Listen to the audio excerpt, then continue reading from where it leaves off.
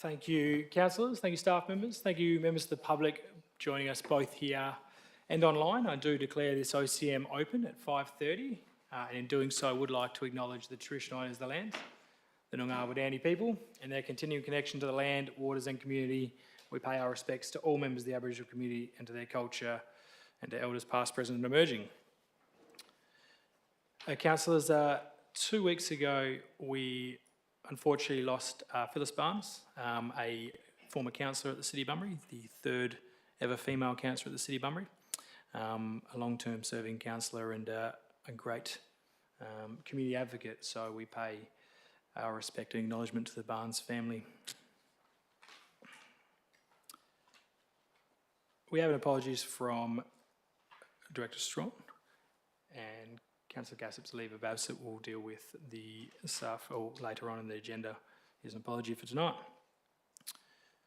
Councillor, we have received,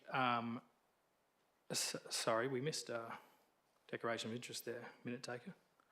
I have an impartial interest there on the item 10.3.6. Is there any other declaration of interest, councillors? Thank you. So, public question time. Councillors, we have received a couple of requests for public question time. Some of those have come in and we have been able to provide responses. Some we may not be able to. We'll see how we go. We'll start with Sean. Is Sean here? Sorry, I didn't get a chance to see if Sean was here.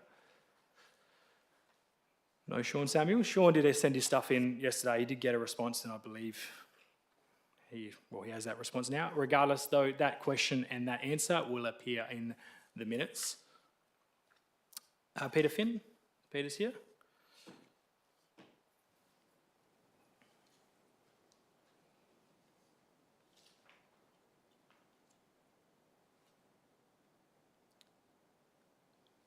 Peter?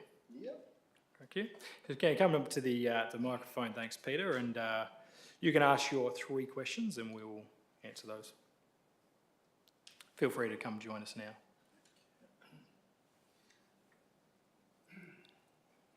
If not, if you don't have it, I have your questions, so I can read them out if you'd like. Okay, I can read them out. More than happy to. I've got 3 questions tonight. First question I have is to the Mayor. Could he clarify the inconsistencies between the state government's minister's assertion that a potential site had been identified for the provision of temporary crisis accommodation for the city's increasing population of rough sleepers, and the Mayor's statement in his letter requesting such assistance, which indicated that no location had been identified? That's my first question. Continue on the questions, thanks, Peter, and we'll answer them all at the end. My second question, could the Mayor explain why the Bunbury City Council's Homelessness and Housing Solution Working Group, established 1 year ago, has not advanced and has encountered stagnation? Can he explain why no community members have been designated to the working group, hence hindering the organisation's formal formation and its ability to tackle homelessness situation in Bunbury? Although the organisation has declared its intention to promote state government funds to enhance housing in Bunbury, no action is taken thus. And thirdly, my question is to the CEO.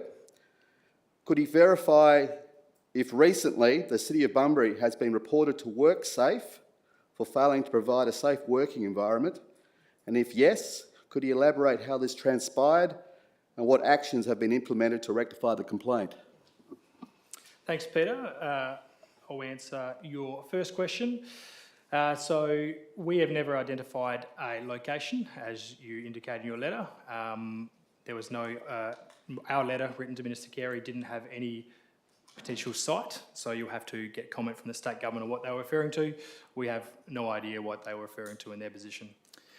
Question 2, I don't believe the group has stagnated. Its inaugural meeting was actually the 28th of August 2024. They've met a further 2 times since then and scheduled a meeting for January 2025. This group has 4 elected members on that group and key high-level staff. They are making decisions of facilitating initiatives such as land activation and deconstraining to support growth, housing and accommodating options in Bunbury. This work is currently underway. You can feel free to reach out to any of those elected members before the next meeting. The City, along with this group, continues to advocate for solutions and support and collaborate with the relevant service providers and organisations such as those involved in the Housing First strategy to address homelessness. For your third question, I will defer to the CEO. Thank you, Mayor. I can confirm that no complaint has been made by a City employee, but the City has received a request for information and is fully cooperating with the regulator in relation to their inquiries. It would be inappropriate to discuss details while inquiries are underway. Further information will be reported to Council as required. Thank you, CEO, and those questions and answers will be in the minutes and emailed to you, Peter. So we did have, I believe it was Paul, was it Stanner, Paul? So Paul has just joined us and asked to ask a question. I have indicated that we may be able to respond to it. If we can't, it will be taken on notice and the response will be provided. So come and join us, Paul. Paul Stanner, sorry, and under the standing orders, you are meant to indicate your address, which you did give to us, Paul, but please Yes, I did. read it out. Yep. Basically, I'm just looking for some clarification in relation to what the council's intentions are with the Punchbowl Caravan site. I live very close to the Punchbowl Caravan site, and I've been a thorn in the side of the council for the last, couple of years since I've been living there, primarily trying to get some consistency, some either fencing around there and some proper policing of the area. The antisocial behaviour is wild. I've had enough of contacting rangers and police. It just does not seem to go anywhere. And so the submission's been put forward that you guys are looking to offload that land. I just want to know what the council's intentions are with that and what they're looking to put in place to what kind of conditions they're putting in place on whoever is looking to either purchase or lease that site. Sure. Thanks, Paul. Thanks. Well, I might defer to the CEO to provide any comment, but we're obviously happy to get something in formally writing to you in that as well. But I said the CEO wants to make comment on the recent council decision. Thanks, Mayor. What the council has agreed is to go out for a process through a registration of interest. So that's out right now. I think that's got another 2 weeks to run, and then we'll have a look at what those registrations of interest come back with.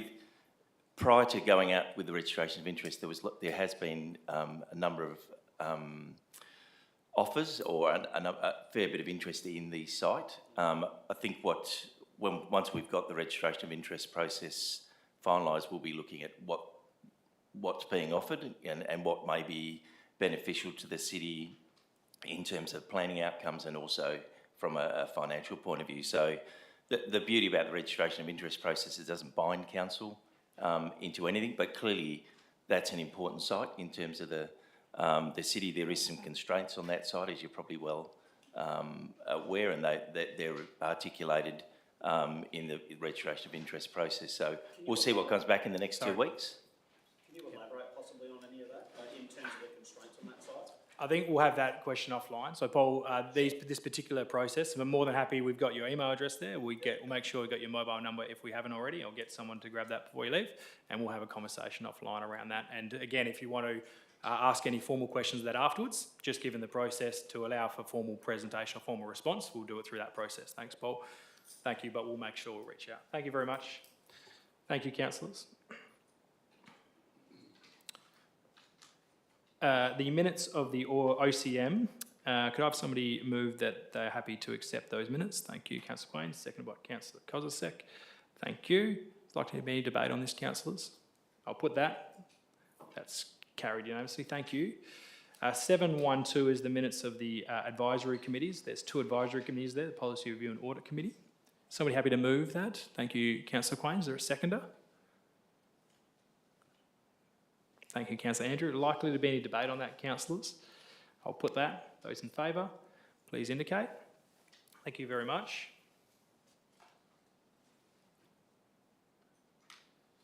So, councillors, with tonight's agenda, there's a number of policies, a number that through there. There are coming out for a discussion at this stage. We have one of the policies, 10.1.8, which does require an absolute majority. And we have 10.3.6, which also requires an absolute majority. And of course, we will be dealing with the motion, the urgent business and the closed item. Are there any others coming up for discussion?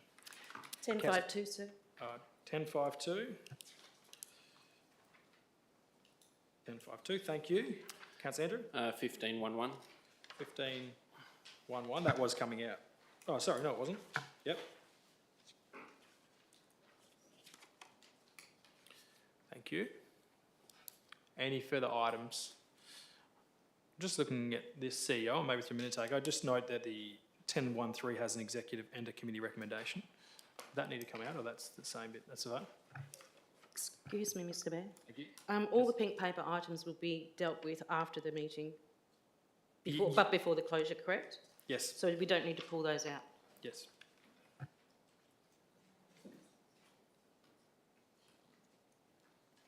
Sure. I may just bring that attention just to just the elected members that the 10.13 did have a committee recommendation and an executive recommendation, which were slightly different. So if that goes through en bloc, it will be executive recommendation. All okay? Pull that out, please, Mr Mayor. 10.13, sure. So just to clarify again, 10.13, 10.18, 10.36, 10.52, and the pink paper items and the urgent business. Any others? Thank you. Somebody happy that we move the remainder en bloc? Thank you, Councillor Quain. Thank you, Councillor Smith. All those in favour, please indicate. That's carried unanimously. Thank you. 10.13, councillors, as I just indicated, we have an executive recommendation there and a committee recommendation. Somebody happy to move either other? Councillor Steele, the executive. Councillor Andrew, happy to second. Did you have a question on that, Councillor Steck, or you were speaking against it? I'm just going to speak against it, sir. Sure. Councillor Steele, would you like to speak? Councillor Andrew? All good. Councillor Steck? Thank you, Mr Mayor.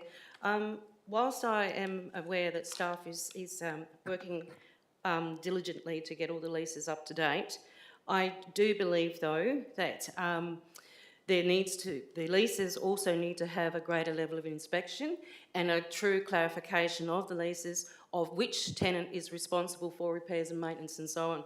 And I don't think that policy actually does that. Thank you. Speaker for the executive recommendation.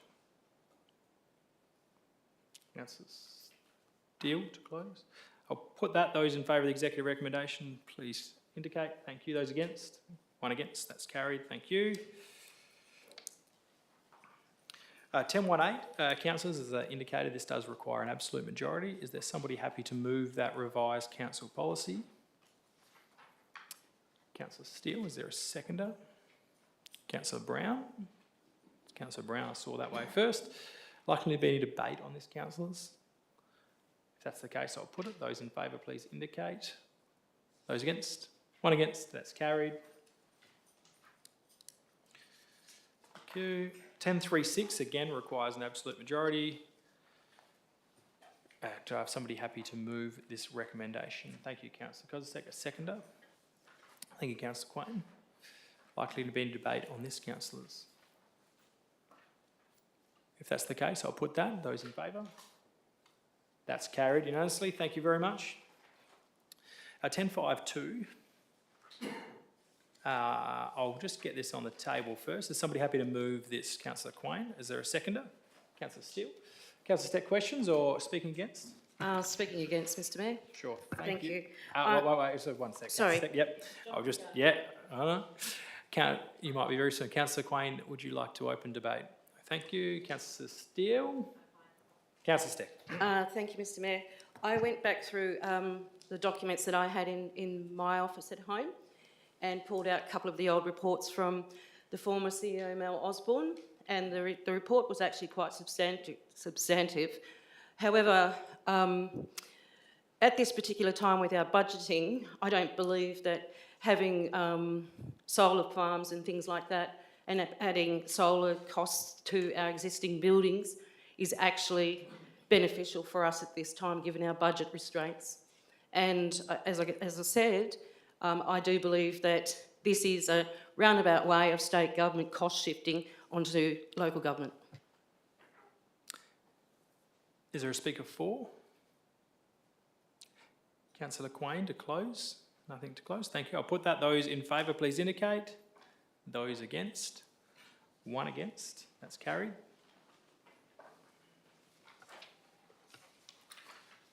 We do have two applications of leave of absence there. One for Councillor Gassett from the dates in front of us, 26th of November, the 10th of December. Somebody happy to move that? Thank you, Councillor Andrew. Second, Councillor Quain. I'll put that. Those in favour, please indicate.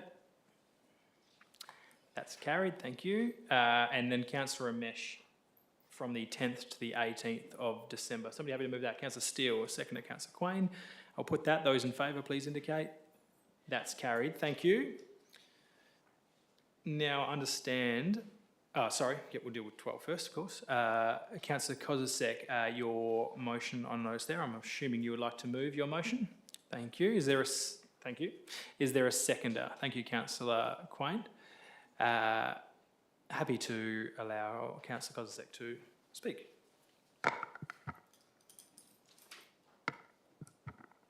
Thank you, Mr Mayor. Motion 12.1, public artwork sculpture. I hope I don't ramble on too long.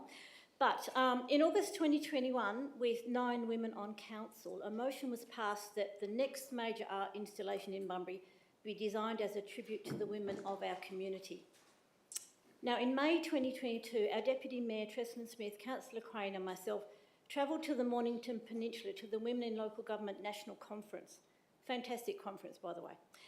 Linda Scott, the president of ALGWA at the time, spoke about a day trip she had with her 12-year-old son, walking around Melbourne on the hunt for public art, in particular sculptures that recognise the invaluable contribution and devotion of women.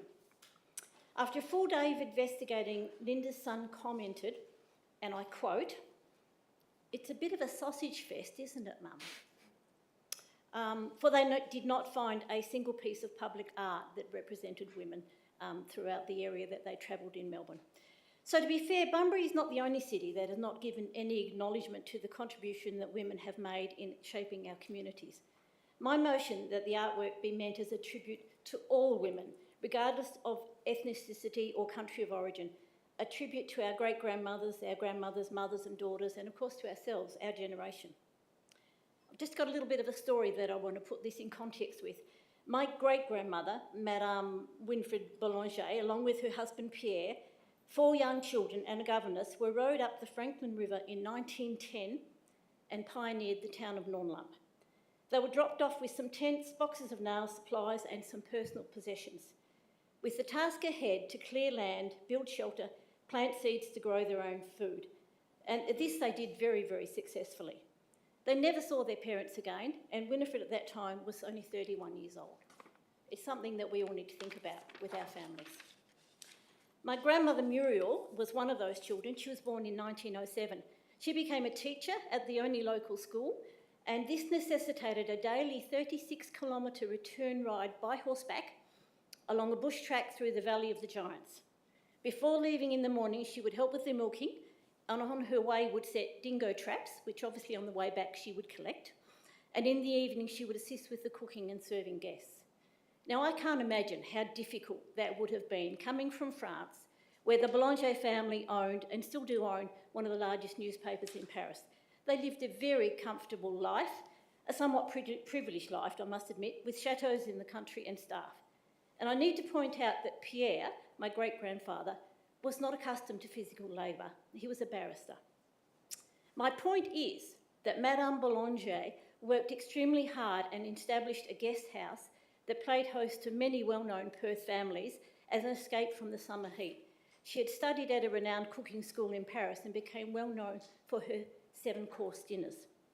My point being, it is my great-grandfather that has always gained recognition because he was the junior barrister on a case called the Dreyfus Affair in Paris, where a Dreyfus who was a Jew and was falsely accused of treason He was court-martialed and sentenced to life imprisonment in solitary confinement on the notorious Devil's Island off the coast of North America.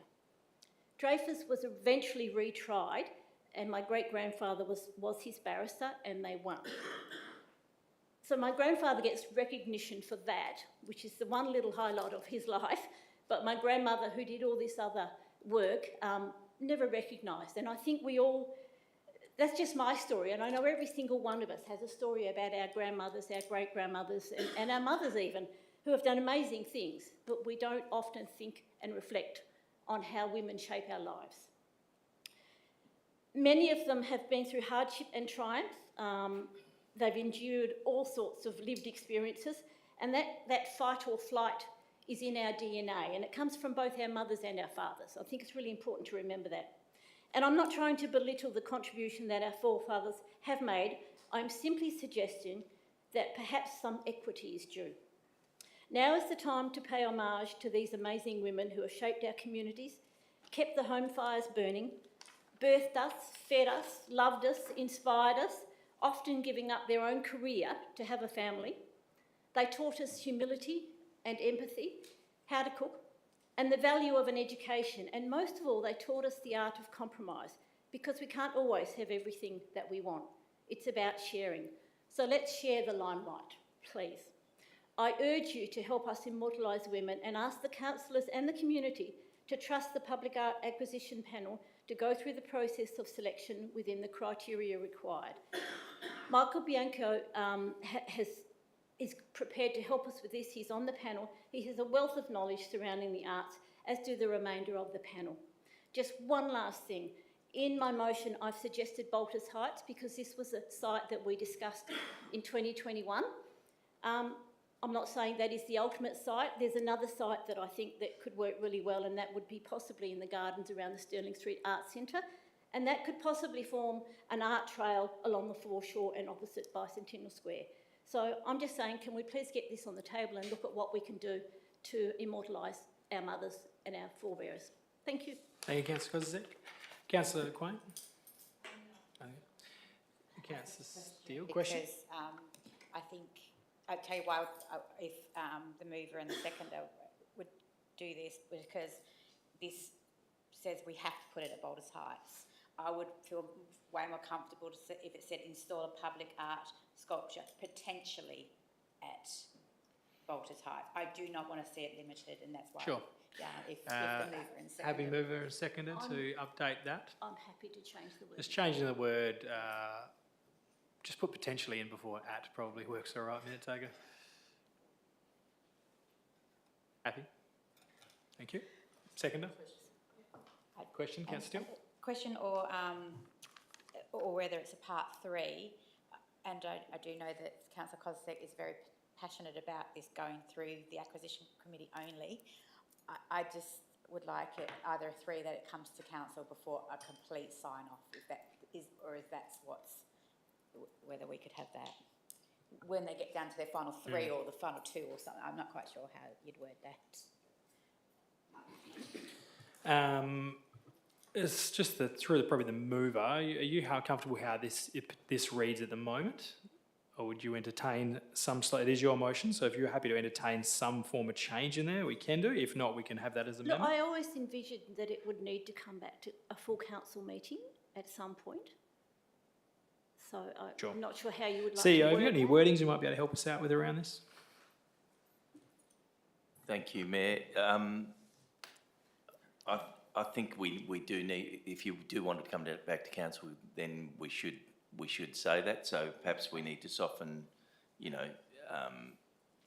request to proceed, but for the final design to come back, or once the process is complete, for that to come back to council for final endorsement, maybe. Our manager of governance is up there. I think he'll be working something out right now. While working out other questions, Councillor Andrew? Sorry, Mr Mayor, can I just suggest we remove the word commissioning, because that's the actual, word that commissions the art piece.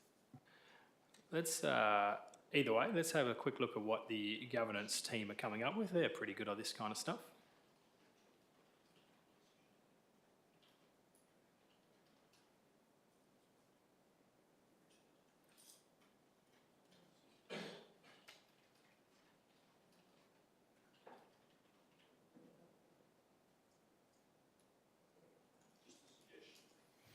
Councillor Kozisek, it is again your motion, so that this is at your discretion if you're happy with that.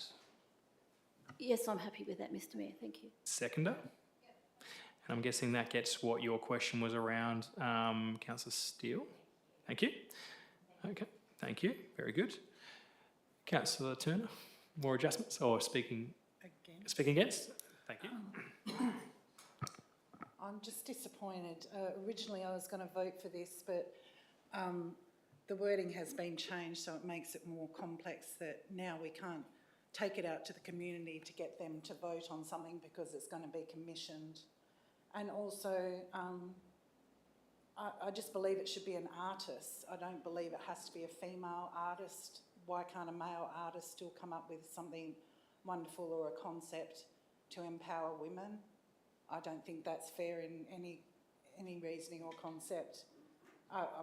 Ideally, I would like to take out female and just have artist, and for it to come back to the public. Originally, I think it was for artists to bring their ideas and then for the public to choose. After all, it's public money funded by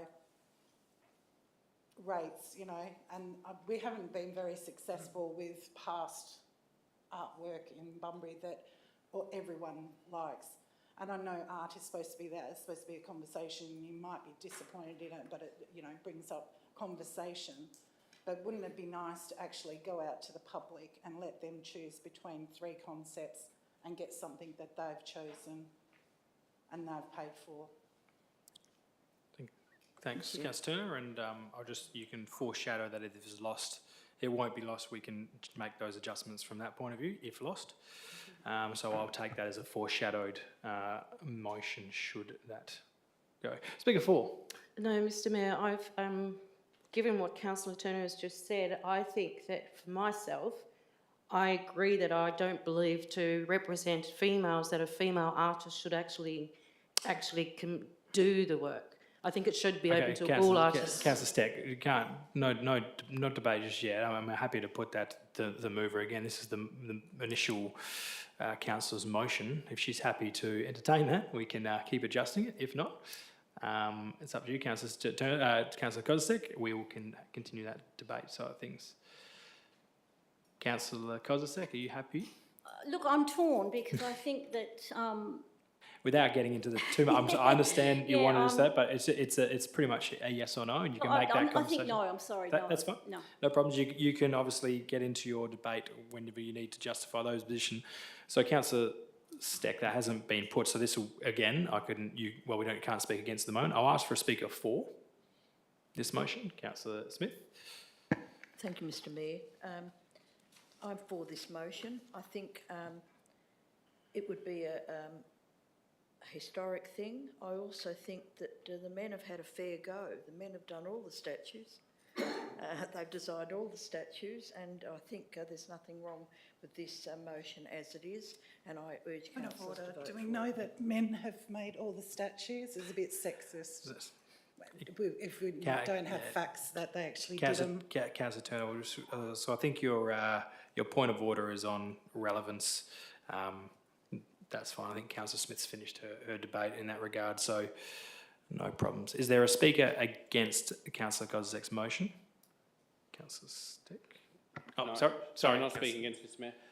Just again with that word commissioning, we're authorising the Public Art Acquisition Panel to commission the artwork, but then item 3 is requiring it to come back to council. So we may need to remove the word commissioning as it's working against each other. Councillor Kozisek? Thank you. So we're looking for a speaker for. No, against. I think Councillor Andrew was again. I'll speak for Councillor Steck now. I'll speak for basically to say that this is obviously changing around a lot. Clearly, point 3, returning to council, means we have all those opportunities to do many things. I think it is, as Councillor Kozisek has said, it's been talked about for a long time. Let's just get this moving. So I'm happy to support in that regard. Councillor Steck, speaking against.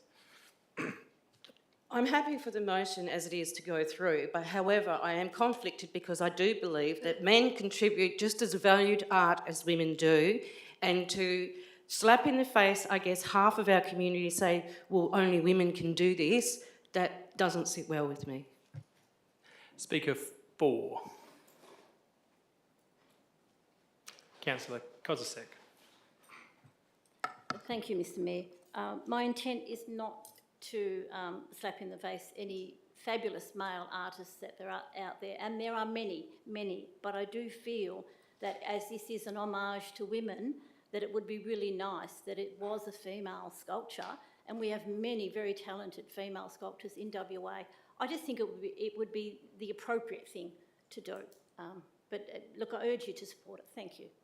Thank you. So again, councillors, in a moment, once this, if this has happened lost, the second foreshadow will be removing the word female. But I'll put this motion as it stands. Those in favour, please indicate. Those against, 3 against. That is carried, and that motion with those adjustments that we currently see in front of us is the motion. Thank you. Thanks for your patience and debate, councillors. Before we go on to item 14, Councillor Steck has indicated she had some questions from members. Councillor Steck, these haven't been raised yet, so we can try to answer them, but let's see how we go. Councillor Steck.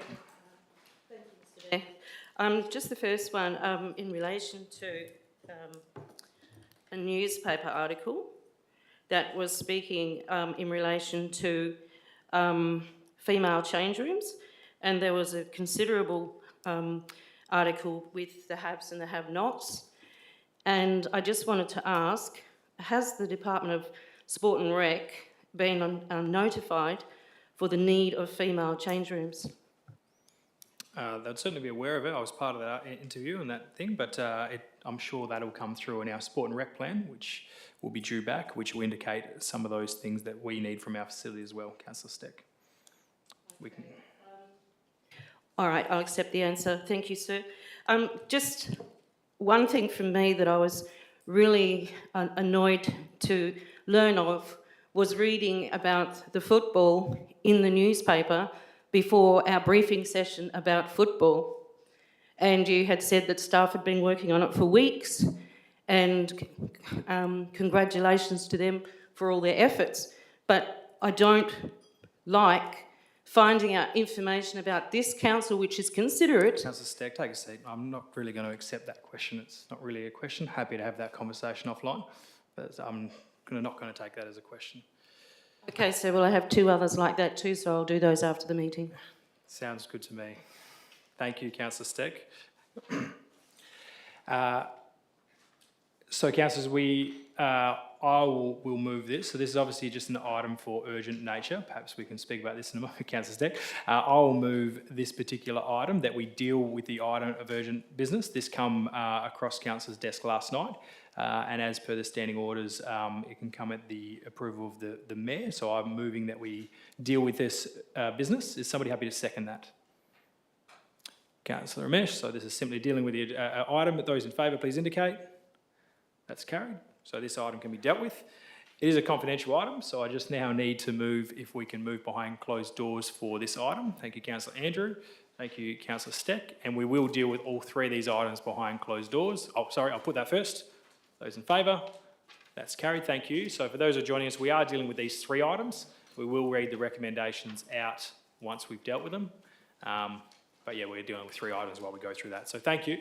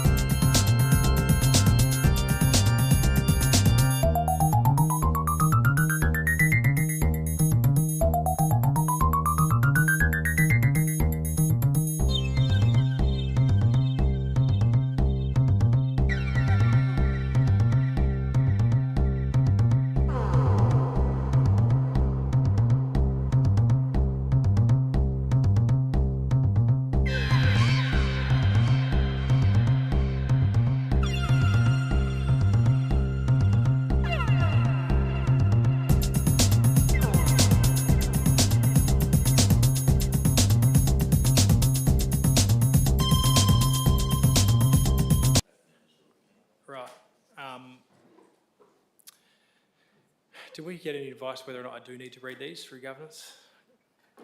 CEO, can you guys just check through governance whether or not I do still need to read these if nobody's here? Manager Governance? Thanks, CEO. Through you, Mr. Mayor, I think the answer, given that we've got people online, Sure. I think that would be prudent to do so. You just want to watch me fail, don't you, Mr. Governance Man? Thank you. Okay, for those who have rejoined online, we dealt with 3 items behind closed doors. 14.1 was the executive recommendation. That was moved by Councillor Steele and seconded by Councillor Andrew. And that recommendation was that council, subject to the receipt of $5.723 million from the Department of Primary and Industries and Regional Development, that one, we approve the expenditure of $5.723 million for Hands-Over infrastructure upgrades, noting that this expenditure will be funded entirely by the Department of Primary Industries and Regional Development. And 2 was to authorise the CEO to negotiate and approve a variation of up to $1.5 million, excluding GST, to the contract with Perkins WA, trading as Perkins, for RFT 2122023 Hands Oval Stadium design and construction of immediate infrastructure upgrades. That motion was carried unanimously for both points. The next item was deferred, which was 15.1.1. That item will be dealt with on the 10th of December in 2 weeks' time. And the final item was item 15.1.2. This item was moved by Councillor Steck and seconded by Councillor Quain.